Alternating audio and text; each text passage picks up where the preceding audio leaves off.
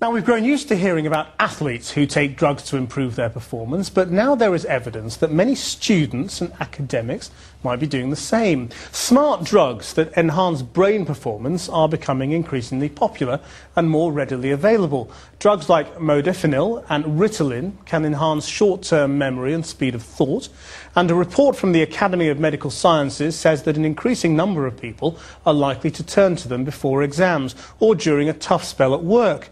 They were asked by the government to launch a consultation on the regulation of smart drugs and got a diverse set of opinions, like these. Everyone drinks coffee, so you get your shot of caffeine in the morning, but as soon as someone, mentions taking a memory-boosting drug to help you in your exam or something, everyone immediately shuts down, everyone immediately thinks of it as something completely new and terrifying. We're just going to become robots if we go down that route. We don't trust the information that we have. We want to know more before we can feel that we can make a judged decision. I don't think the drug will make them more clever. Maybe it can. No, I don't think so. Well, Les Iversen is a professor of pharmacology at Oxford University and one of the authors of today's report. First of all, do these drugs work? Well, let me just say before we start talking about smart drugs that our review covered the whole range of psychoactive drugs, and we were looking at future trends in drugs of addiction, drugs used in psychiatry and so on. And right. Smart drugs is only one part of it. And the answer to your question is they do to some extent, but the present day drugs are really not all that effective in normal, healthy people. What they can do for students is to allow them to stay awake longer and revise for their exams. I think it's very doubtful whether you can actually boost your IQ. But so they don't make you cleverer, but they might help you in the process? Well, it's a question of whether it's a difference between one grade and an exam result and another. And, right.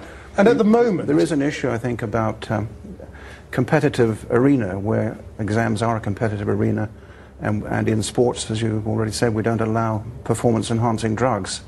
At the moment, if a student takes an exam having taken any of these drugs, have they broken any rules? Or not as far as I know. Can they be penalised for it? That's up to the university and the examination board, and we don't have any regulation at the moment.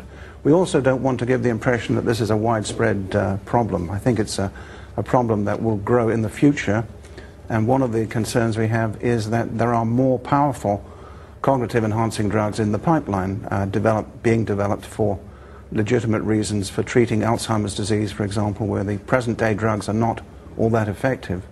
And when one day a really powerful cognitive enhancer comes along, I think we need to be prepared how we're going to handle that in the normal... Because already you can get this stuff on the internet, if you're Well, unfortunately, we used to think prescription drugs for medical indications were restricted to prescriptions from your GP, but nowadays you can buy almost any drug on the internet from internet pharmacies. And I take the case of Viagra. Viagra is a prescription drug. It should only be available for medical reasons, but it's widely used for a whole range of other more frivolous reasons. Les Iversen, thanks very much indeed.